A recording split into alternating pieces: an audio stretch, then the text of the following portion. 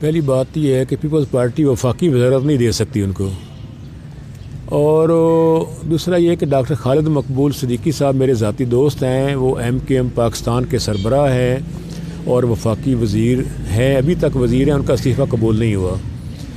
تیسری بات یہ ہے کہ وہ ناراض ہو کر مستعفی نہیں ہوئے، بلکہ MKM کی اپنی پالیسی کے تحت وہ سمجھتے ہیں کہ ان کی وزارت کی وجہ سے MKM کی تنظیم سازی متاثر ہو رہی ہے، اور وہ چاہتے ہیں کہ وہ صرف جماعت کی سربراہی رکھیں اور وزارت اپنی جماعت کے کسی اور MNA کو دیں۔ تو میرا خیال اس میں ناراضگی کا پہلو نہیں ہے، جماعت کی اندرونی تنظیم سازی کا معاملہ ہے، اور اس میں ہمیں کوئی اعتراض نہیں ہوگا اگر کسی اور کو بنانا چاہتے ہیں، خود رہنا چاہیں تو بھی ہمیں اعتراض نہیں۔ بینظیر بھٹو صاحبہ کو ان ہاؤس تبدیل کرنے کے لیے پورا زور لگایا گیا تھا۔ غلام اسحاق خان صدر مملکت تھے، اور بھی بہت سارے لوگ ان کے پیچھے تھے، میاں نواز شریف صاحب وزیر اعلیٰ پنجاب تھے اور پورا زور لگا تھا، اور بھی کئی صوبوں کے وزیر اعلیٰ جو ہیں وہ اس وقت ساتھ تھے۔ سارا زور لگانے کے باوجود محترمہ بینظیر بھٹو کے خلاف عدم اعتماد کی تحریک ناکام ہو گئی تھی۔ آج کل تو ایک چیئرمین یونین کونسل، ایک چیئرمین میونسپل کمیٹی کو تبدیل کرنا ہو تو اس کے خلاف عدم اعتماد نہیں ہوتا۔ وہ وزیر اعظم جو تمام اداروں کا چیف ایگزیکٹو ہے، جو تمام ڈیولپمنٹ کا انچارج ہے، جو تمام اختیارات کا مالک ہے، جس کے ساتھ بہت ساری جماعتیں بیٹھی ہوئی ہیں، تمام ادارے ان کے ساتھ بیٹھے ہوئے ہیں، ان کے سربراہی میں کام کر رہے ہیں، ان کو تبدیل کرنا جو ہے اتنا آسان کام نہیں ہے۔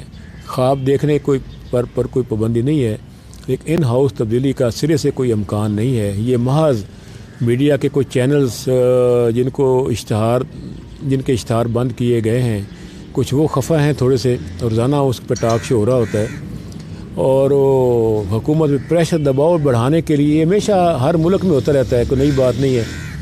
تو میرا خیال ہے کہ اس سلسلے میں قطعی طور پر کوئی خدشہ، خطرہ، امکان یا کوئی توقع نہیں رکھنی چاہیے کسی کو کہ حکومت جا رہی ہے، حکومت مین ہاؤس تبدیلی کا کوئی سرے سے کوئی وجود ہی نہیں ہے۔ نیب آرڈیننس جو ہے وہ بہت پرانا ہے، 2001 میں آیا تھا جب مشرف صاحب نئے بنے تھے چیف ایگزیکٹو، اور اس میں کئی چیزیں ایسی ہیں جن پر پوسٹ لیجسلیٹو سکروٹنی کی ضرورت محسوس کی جا رہی تھی۔ کچھ سیکشن اس میں تبدیل ہونے چاہیے تھے، کچھ میں امپرومنٹ کی گنجائش ہے، کچھ کو تبدیل کرنے کی ضرورت ہے۔ اس سلسلے میں حکومت اور اپوزیشن جو کہ بہت سارے معاملات میں انہوں نے قانون سازی کی ہے، ابھی آپ نے دیکھا ہوگا، تو اس پہ بھی ایک کافی دیر سے تبادلہ خیال اور رابطہ آپس میں ہے، کیونکہ ایک تو بزنس مین کمیونٹی جو ہے وہ انویسٹمنٹ کرنے کو تیار نہیں تھی، جو ہر وقت انہیں نیب کھینچتی تھی کہ آپ نے ٹیکس پے نہیں کیا، تو دو عملی تھی۔ ایک ہی قسم کا معاملہ جو ہے وہ کئی ادارے دیکھتے ہیں، تو میرے خیال ڈسٹریبیوشن آف ورک ہونا چاہیے، ہر ادارہ اپنے اپنے کام پر کام کرے، اور نیب اچھا ادارہ ہے، اس سے چاہیے کہ بڑے بڑے میگا سکینڈلز کو پکڑے۔ جب وہ پٹواریوں اور اوورسیئر کو پکڑنا شروع کرے گی تو مگر مچھ تو اس کے چنگل سے نکل جائیں گے۔ ہم چاہتے ہیں کہ جو کرپشن کے مگر مچھ ہیں وہ حوالے کیے جائیں نیب کے، جو چھوٹے چھوٹے شتونگڑے ہیں کرپشن کے انہیں ملک کے باقی ادارے، anti corruption establishment, federal investigation agency اور اس کے علاوہ محتسب ہیں مختلف سطح پہ، تو وہ ان کو ڈیل کریں تو صحیح ہوگا، ڈسٹریبیوشن آف ورک ہوگا، اور فیصل آباد کے گھنٹہ گھر کی طرح نیب کے والے سب کچھ نہیں کیا جائے گا، اس سے ان کی استعداد کار میں اضافہ ہوگا، کیونکہ پہلے بھی نیب نے کہا ہے کہ ہمارے پاس کام زیادہ ہے اور ہماری استعداد نہیں ہے، فنڈز کی بھی کمی ہے، ان کے پاس عمل درآمد کرنے کے لیے جو ورک فورس اس کی بھی کمی ہے، تو بجائے انہیں اسی سلسلے میں ایک بہت بڑا ایک متبادل حکومت بنا دی جائے۔ یہی سوچا گیا کہ بجائے اس کا کام پورا کرنے کے لیے نئی اسٹیبلشمنٹ دی جائے تو بہتر یہ ہوگا کہ اس کا کام کم کر دیا جائے، اور باقی ادارے جو فارغ بیٹھے ہوئے ہیں ان کو بھی کام پر لگایا جائے، ان کا بھی کام ہے، جو FIA اور باقی ادارے، ان کی حکومت کا کام ہے پالیسی بنانا، عمل درآمد کرنا ہے گورنمنٹ کے سرکاری ملازمین نے۔ یہاں پہ پچھلے کوئی 40 سالوں سے ان کی حکومتیں چلی آ رہی ہیں، ان کا انفلوئنس ہے اپوزیشن کی جماعتوں کا، ان کے خلاف کرپشن کے الزامات ہیں، اور آپ نے دیکھا ہوگا حکومت کچھ چاہتی ہے لیکن ادارے جو ہے سرکاری افسران جو ہیں کچھ اور رزلٹ نکال لیتے ہیں، تو عدالتوں پر بھی ان کا کافی اثر ہے اپوزیشن کا، لیکن عدالتیں ماشاءاللہ کافی حد تک آزاد ہیں، اور اس پر ہمیں ان کے ہم ہر فیصلے کو تسلیم کر رہے ہیں، لیکن اس کے ساتھ ساتھ ضرورت اس بات کی ہے کہ ریکوری کے نظام کو بہتر کیا جائے، نیب آرڈیننس میں تبدیلی لائی جائے۔ جب آپ یہ کہتے ہیں کہ آپ ریکوری دے دیں اور 10 سال کے لیے ساتھ نااہل بھی ہو جائیں، تو لوگ کہتے ہیں جیل بہتر ہے، 10 سال کی نااہلی بہتر نہیں ہے۔ تو الٹیمیٹلی میکسیمم آپ کو 14 سال قید کر سکتے ہیں۔ اس کا مطلب یہ ہے کہ اگر وہ مافیا وغیرہ ڈال لیں جو ریگولر جیل مینول کا حصہ ہے، تو 7 سال سے زیادہ آپ کسی کو جیل میں نہیں رکھ سکتے۔ وہ کہتا ہے کو زندگی بھر کے لیے سیاست سے آؤٹ ہونے سے بہتر ہے کہ میں 4-5 سال جیل میں گزار دوں۔ ویسے اب تو ضمانتیں بھی ہو جاتی ہیں، اس لیے بہت سارے معاملات کو ری وزٹ کرنے کی ضرورت ہے۔ نہ وہ علاقے کا رہنے والا ہے کہ گوجری سائڈ کا رہنے والا ہے، تو اس کا تو سرے سے ایسی بات ہی نہیں ہے۔ جب یہ اس کو نوکری سے نکالا گیا ہے، اس پہ کچھ لوگوں نے پوسٹ تیار کی ہے جو اس میں میرے مخالفین کے لورز گروپ ہیں، انہوں نے سوشل میڈیا پہ خود ساختہ سٹوری بنائی ہے اور اس کے بعد اس کو شہید بنانے کی کوشش کی ہے۔ اس کو بہت نقصان ہوا ہے، ریحان کو بھی، کہ اس کے خلاف جتنا کوئی لکھا گیا ہے اس میں اسپیشلی محکمہ پولیس کے اپنے ریکارڈ میں، وہ شاید کبھی بھی اب بحال نہیں ہوگا۔ پھر اس کو جو نکالا گیا ہے وہ غیر حاضری کی بنا پر 3.5 مہینے سے وہ غیر حاضر تھا۔ اس کو 3 شو کا نوٹس ایشو کیے گئے ہیں ڈی پی او کی طرف سے کہ آپ حاضر ہو جائیں۔ پھر اس کو آخری شو کا نوٹس دیا گیا ہے، پھر اس کو پرسنل ہیئرنگ ہوئی ہے، وہ مطمئن نہیں کر سکا ڈی پی او ٹوبا ٹیک سنگھ کو۔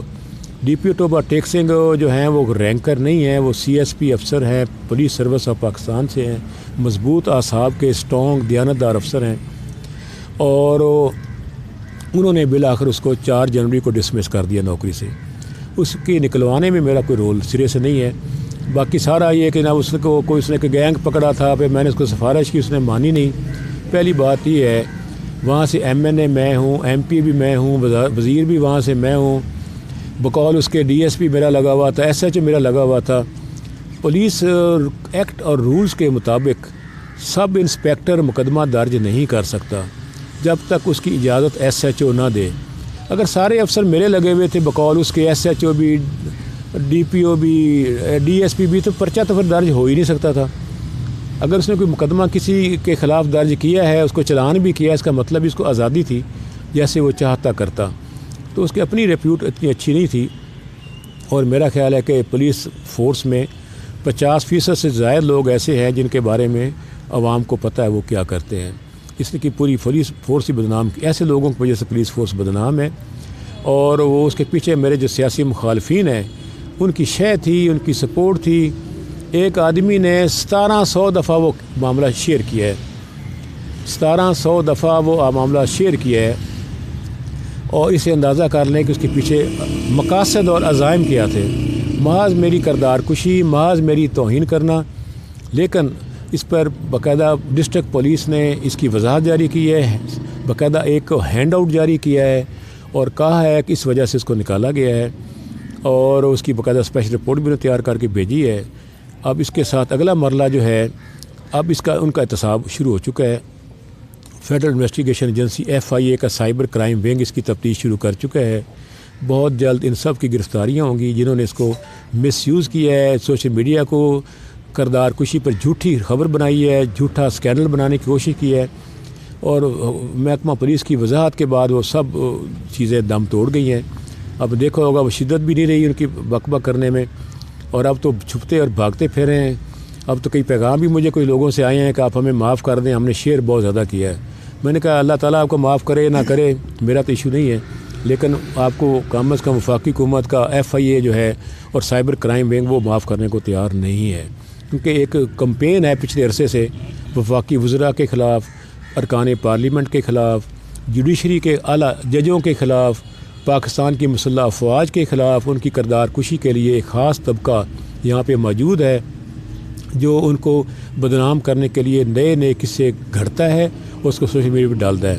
حکومت نے فیصلہ کیا ہے کہ ایسے تمام پراگندہ سماج دشمن اور سازشی عناصر کو نکیل ڈالی جائے، اور ان کو بتایا جائے کہ جھوٹے شیئر کرنے سے اور فیس بک پہ اور ٹویٹر پہ اور واٹس ایپ پہ کسی کو تذلیل تو وقتی طور پر کی جا سکتی ہے، لیکن بالآخر اللہ انصاف بھی کرتا ہے اور ایسے لوگوں کا احتساب بھی کرتا ہے۔ دیکھیں بےروزگاری تبھی بڑھے گی جب انویسٹمنٹ نہیں ہوگی. انویسٹمنٹ بڑھانے کے لیے نیب آرڈیننس میں تبدیلی کی گئی تاکہ صنعت کار طبقہ کی اور بزنس مین طبقہ کی جو کا خوف و راز دور کر کے ان کا اعتماد بحال کیا جائے. اس سے انویسٹمنٹ پھر دوبارہ شروع ہو گئی ہے. اسٹاک ایکسچینج پہلے سے بہتر ہو گیا ہے. ایکسپورٹ پہلے سے بہتر ہو گئی ہے. قرضوں پر ڈپینڈنس پہلے سے کم ہو گئی ہے.